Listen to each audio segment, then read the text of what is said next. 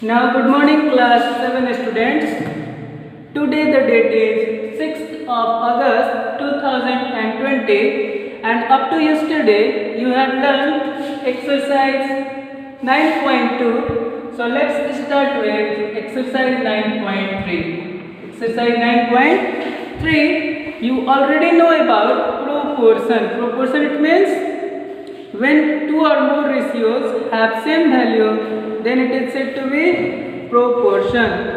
And the first question of your book given, just like your first question, find which of the following are in proportion. Question number first, find which of the following are in proportion. Find which of the following are in proportion. आपका यही question है first, और आप ध्यान देंगे 33, 44, 66, 88. तो आप इसको सॉल्व कैसे करेंगे? जब भी आप सॉल्व करेंगे ध्यान देंगे, आपका वर्क होगा कि first divided by second and third divided by fourth gives the same result. First को सेकेंड से आप डिवाइड कर दें और थर्ड को फोर्थ को डिवाइड कर दें, तो जो आपका वैल्यू आएगा अगर वो सेम आ रहा है तो आप लिखेंगे yes this is in proportion. अगर वो सेम नहीं आ रहा है तो आप लिख देंगे यस का opposite no this is not in proportion. तो देखिए यहाँ 11 3 जा 11 4 जा 11 6 जा 11 8 जा, फिर यहाँ काट देंगे 2 3 जा 2 4 जा, यानी क्या आया 3/4 is equal to 3/4.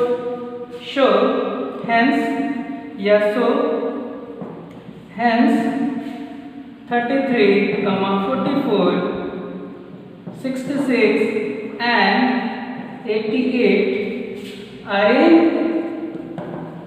in proportion. ये हमारा फर्स्ट क्वेश्चन का क्या हुआ, आंसर हुआ. इसी तरीके से आप सेकंड और थर्ड भी सॉल्व कर लेंगे. First by second is equal to third divided by fourth, and if the LHS part equals to RHS, then it is said to be in proportion. Otherwise, it is said to be not in proportion. Now move on question number second. Find x in the following proportions.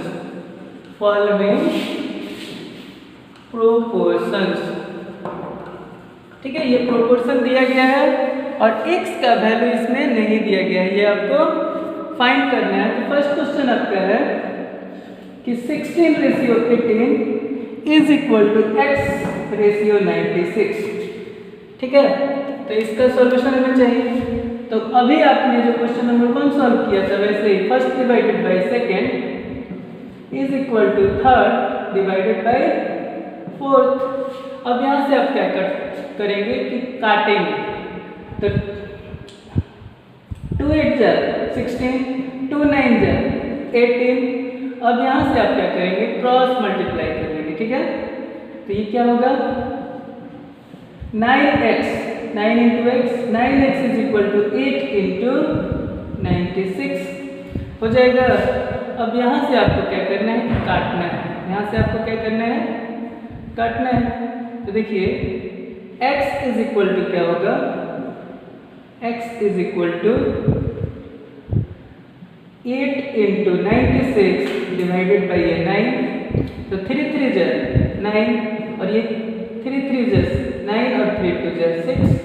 अब यहाँ से आप काटेंगे तो 32 into 8 2 जा 16, 8 3 जा 24 25 और ये डिवाइड बाय 3 अब ये कटने ही वाला नहीं है, तो यही आपका आंसर हो गया। ठीक है, यही आपका x का वैल्यू हो गया 256 divide by 3।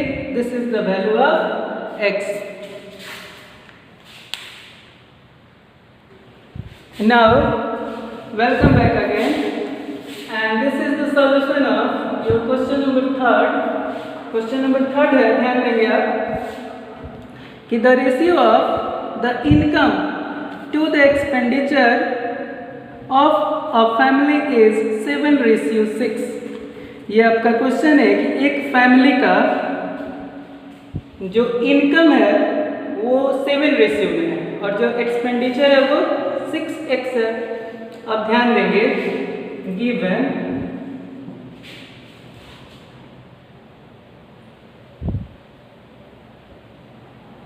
the ratio of the income to the expenditure is equal to 7:6। ठीक है, ये दिया हुआ है, तो हम क्या करेंगे, मान लेंगे कि इनकम इज इक्वल टू,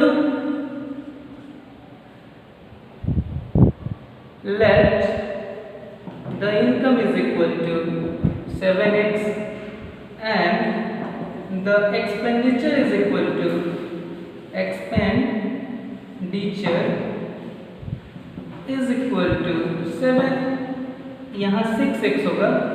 अब अकॉर्डिंग टू क्वेश्चन आपका क्या है कि saving, find the saving if the income is ₹1400।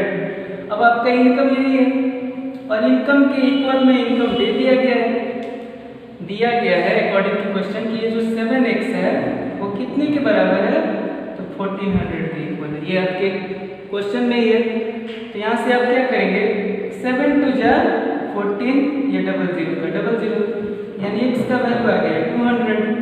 अब आपको निकालना क्या है, find the savings. Now the savings is equal to, आपका सेविंग्स क्या होगा, सेविंग्स ये ना होता है कि इनकम माइनस एक्सपेंडिचर, इनकम यानी ये 7x और माइनस 6x, यानी क्या होगा, 7x में से 6x गया x और x का वैल्यू हमारा आ गया है ₹200। यही हमारा क्या होगा, सेविंग होगा। तो आपका ये भी क्वेश्चन सॉल्व हो गया, क्वेश्चन नंबर 3rd। और ऐसे ही आपको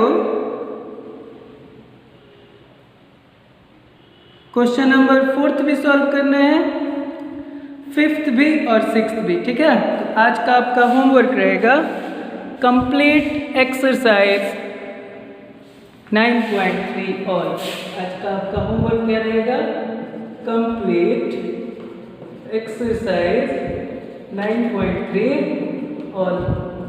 And if you have any problem, then you can contact to me. Okay, thank you, have a nice day.